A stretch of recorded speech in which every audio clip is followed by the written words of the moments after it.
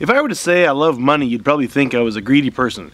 But I don't actually love money, I love coins. I don't know why. It's not like I'm a collector who has to find the rare and really valuable coins, and I'm not interested in having the most impressive coin collection. I like having coins from places I've been, and places I haven't been actually. When I take a trip, I try and keep at least one of every coin of that country's currency. I got a box upstairs of coins from places I've been when I was a kid, like Holland and England and US and where else have I been? Korea, I lived there, and Thailand and New Zealand. So I love to see the coins that people use in another country. I've also been given coins both when I was a kid and when I was an adult. Places like, I can't actually remember, South America somewhere, and China. I was given Chinese coins. I got coins from Hong Kong when I went there. And actually one time I was on a flight to Holland and my brother and I were helping out the stewardesses just because, well, we were having fun. We were giving out blankets and asking people if they wanted drinks. And one lady gave me these 3 coins from a country she was coming back from, I think. And to this day, I do not know where they're from. I've never actually bothered checking it out. But this isn't supposed to be a video about all the different coins I have. Actually, I want to introduce the most interesting coin in the Japanese currency. I've always planned to do a video about Japanese currency, but today I'm just going to focus on one. Literally one.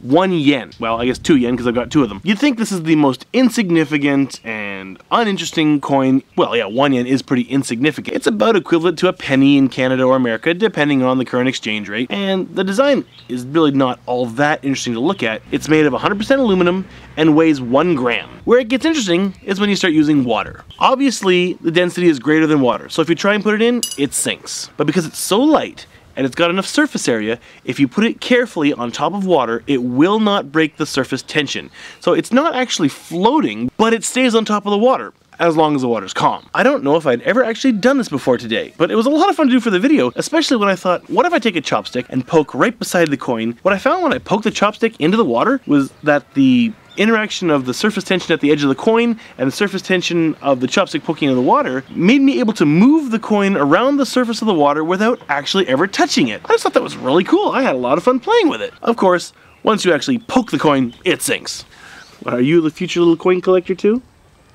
Yeah. Well, definitely cannot do that with any other coin I've got. Canadian coins are all too heavy. The other Japanese coins, they're all too heavy. There's probably other coins in the world that you can do this with. I just don't have any personal experience with them. There's no trickery, there's no special effects. It's just carefully placing a coin on top of the water. Well, if you don't believe me, if you're in Japan, it's easy enough. Grab a coin, try it. And if you're not, well, I guess you could try and get your hands on a 1 yen coin somehow and give it a whirl.